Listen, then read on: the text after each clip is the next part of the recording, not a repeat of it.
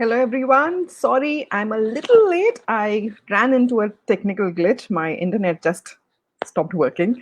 Am I live? Let me just have a look.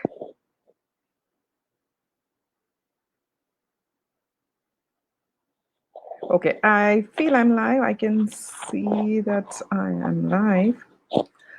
My internet is working really slow, and I am very sorry if at all I get disconnected or there is, some cracking. I mean, my voice cracks up or something like that.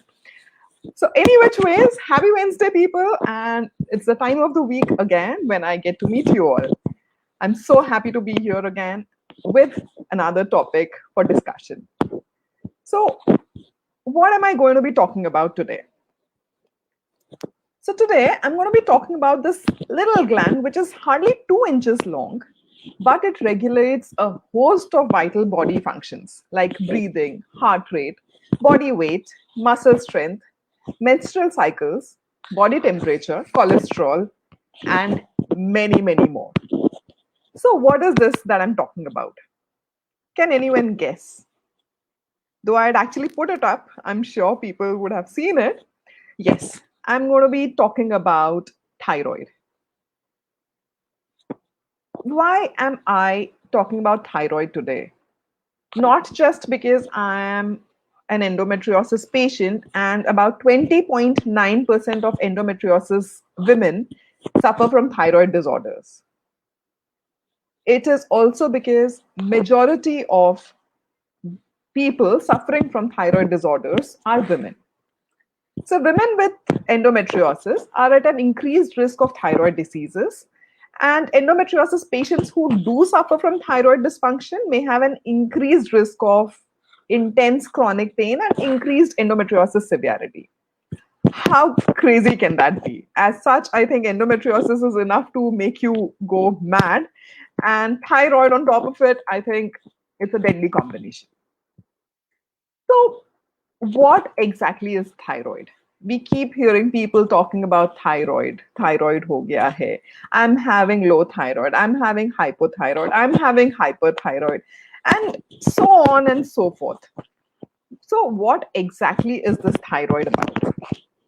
So, thyroid is a butterfly shaped gland that that actually powers every cell in your body. It lies here, right near your Adam's apple. So it sets the pace for your body to function and operate. Like the car engine, it produces the needed amount of energy to move at whatever speed you want. It's like an accelerator and the brake at the same time. And it does this by producing thyroid hormones that prompt your cells to function at a specific metabolic rate. So the thyroid gland produces hormones that regulate the controlling of the heart, muscles, digestive functions, brain development, and bone maintenance. So, does thyroid produce hormones all by itself, or there is a mechanism? I'm sorry, but then I think this is going to be a little technical because, as such, we need to understand what thyroid is all about to know what can go wrong with it, and we'll also see how to manage those. So, what tells thyroid to produce and release those hormones?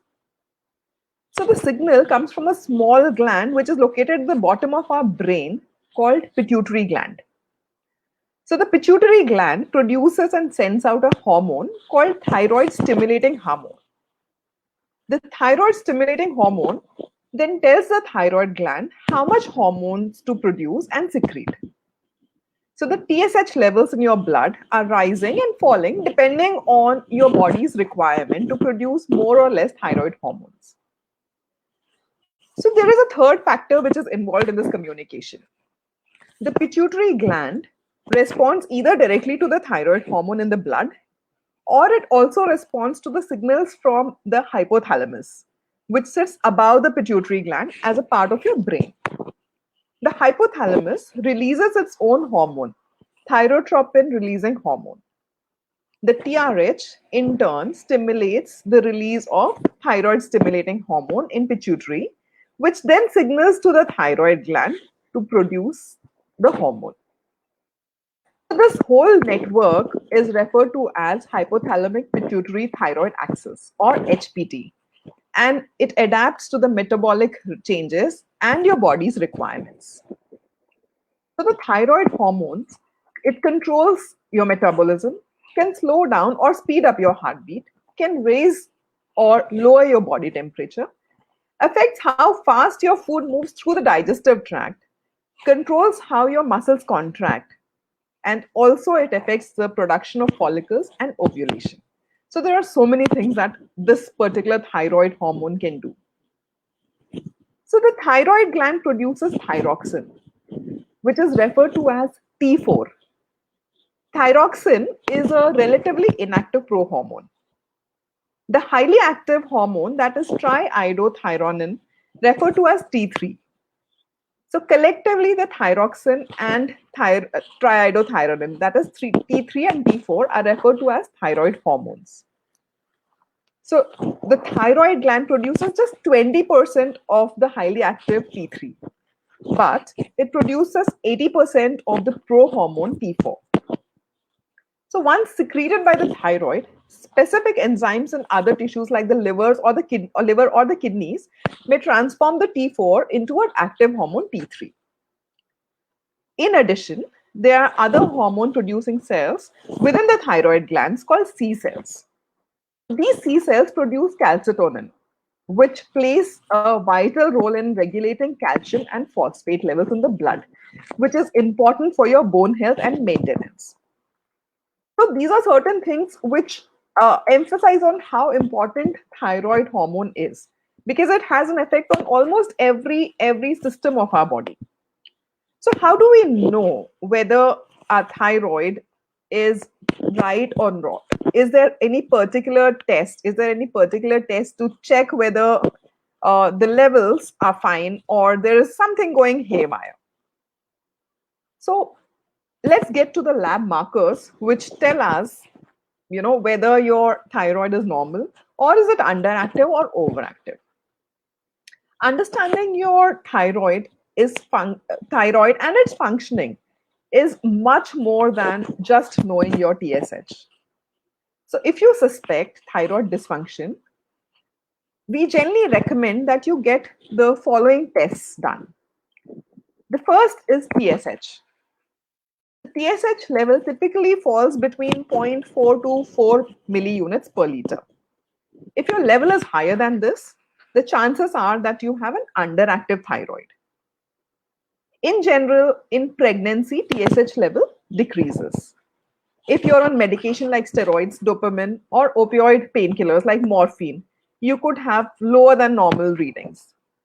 Also, taking biotin, which generally people take, for their skin and nails, can also give, falsely lower TSH levels. The second is T4. T4, as I said, is a prohormone. Thyroxine functions as a storage hormone. On its own, it is unable to produce energy or deliver oxygen to the cells, but it must undergo a process to become the active T3. The T4 test measures two key values. One is the total T4, which is the total amount of thyroxine circulating in your blood, which includes T4 that is bonded with your protein and T4 that is not bonded to your protein. So the T4 which is bonded to the protein interferes with its ability to enter certain tissues. Free T4 is the type of non-bonded to protein hormone and is considered to be the active form of thyroxine. The third is T3, triiodothyronin. It's an active thyroid hormone created from conversion of thyroxine into triiodothyronin. And three different tests measure various aspects of T3. The first is total T3, which is the amount of T3 circulating in your entire blood. Free T3, as I had told for T4, is the not bound to protein hormone, and which is considered to be the active form. And there's another one called as reverse T3. Reverse T3 is an inactive mirror image of T3 that attaches to the thyroid receptors but is unable to activate them. So these three tests are something which are like extremely important. Reverse T3 is something which is missed by a lot of people. So the next time you get your test done, please get a reverse T3 done. The next test is thyroglobulin. So thyroglobulin is a protein produced by the thyroid gland, and it mostly is used as a tumor marker to help guide thyroid cancer treatment. The fourth is thyroid antibodies. So there are some kinds of thyroid disorders caused by autoimmune diseases. So what do I mean when I say autoimmune disease? Autoimmune diseases occur when your immune system mistakenly targets and attacks normal cells. It does so by secreting defensive antibodies that are matched to receptors on the target cells. So here you have three kinds of common antibodies associated with autoimmune thyroid disease. The first is thyroid peroxidase antibodies, which are detected in 95% of people with Hashimoto's and around 70% of people with Graves' disease. Thyroid stimulating hormone receptor antibodies and thyroglobulin antibodies. So these are three antibodies which you have to check. This gives you as much of a complete picture of your thyroid function and where you may need support. But don't forget, this function doesn't start with the thyroid. So if you're having issues, chances are there has been a slow buildup of this problem, and there are a lot of things you can do with your diet and lifestyle to support your whole body before you jump right to the thyroid. Once you have prioritized those things, a targeted approach might be necessary for thyroid. So how can you support thyroid hormone conversion? Is there some way you can do it for yourself, or only medication is something which you have to take?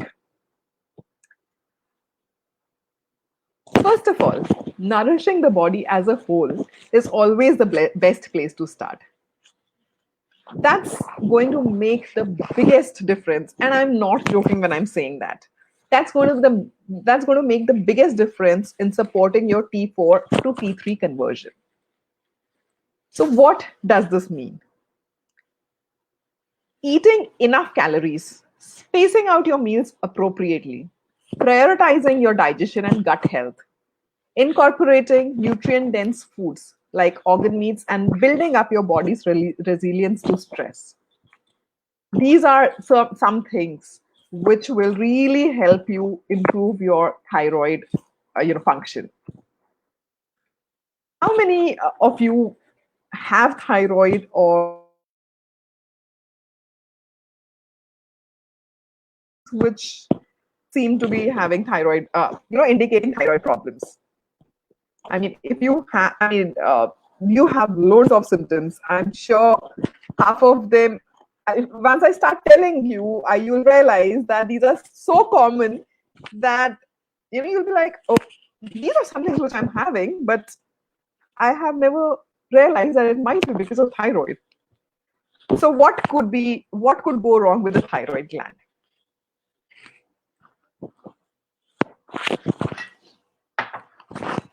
Normally, the thyroid gland produces the exact number of hormones needed to keep your body's metabolism running and in balance. So it knows how much hormone to produce, how much of hormone is required for you to function normally, and what is not necessary. But sometimes, because of some problems associated with the thyroid gland, there are some problems happening with thyroid production. Either the thyroid gland produces too much of hormone, which is called as hyperthyroidism, or your thyroid doesn't produce enough hormones, which is called as hypothyroidism, resulting in your body using energy faster or slower than it should. So what happens when you have hypothyroid? And in women, hypothyroidism is much more common than hyperthyroidism. So the typical symptoms that hypothyroidism brings with it is high cholesterol, low libido, infertility, insomnia, frequent colds and infections, muscle weakness, nerve pain, postpartum depression and low breast milk production, slow heart rate, swelling and puffiness around the eyes, weight gain, fatigue, more frequent and stronger menstrual periods, forgetfulness, dry skin and hair, hoarse voice, and some swelling in the thyroid area, which is called as goiter in case of severe cases. What happens in hyperthyroidism? Exactly opposite. You will have weight loss, fast heartbeat, high irritability or nervousness, muscle weakness and tremors, infrequent menstrual periods, sleep problems, eye irritation, and heat sensitivity. How many of you can relate to this? But even though I'm saying this, there is something to remember. Just because you have a lot of these symptoms doesn't necessarily mean that you have a thyroid disorder. But if you have a lot of these symptoms, it is 100% worth looking into. It is always better to rule out a disorder than getting to know of it much later. We have seen the thyroid markers, we have seen what happens to thyroid, we know what thyroid is. So, what causes thyroid disease? So, there are different factors causing hyper and hypothyroidism. So, what I'll first tell what causes hypothyroidism. So, there's something called as thyroiditis. What do I mean by thyroiditis? So, thyroiditis is an inflammation of the thyroid gland, which is there. There is some inflammation that happens. This can lower the number of hormones produced. A special form of thyroiditis is Hashimoto's thyroiditis, and it's a genetic disorder caused by diseases of the immune system and can be passed from one generation to another. In addition, it can also occur in women after giving birth, which is also referred to as postpartum thyroiditis, and it is usually temporary and happens in 5 to 9% of women. Nutrition also impacts how your thyroid functions. Iodine deficiency can cause hypothyroidism, and this is a worldwide problem affecting approximately 100 million people. Iodine is used by the thyroid gland to produce hormones. Now, getting to hyperthyroidism. Graves' disease is a condition where the entire thyroid gland might be overactive and produce much more hormone than required. Your thyroid gland might become enlarged. This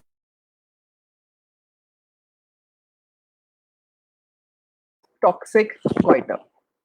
Thyroiditis can also cause the opposite and trigger the release of hormones that were stored in the thyroid gland.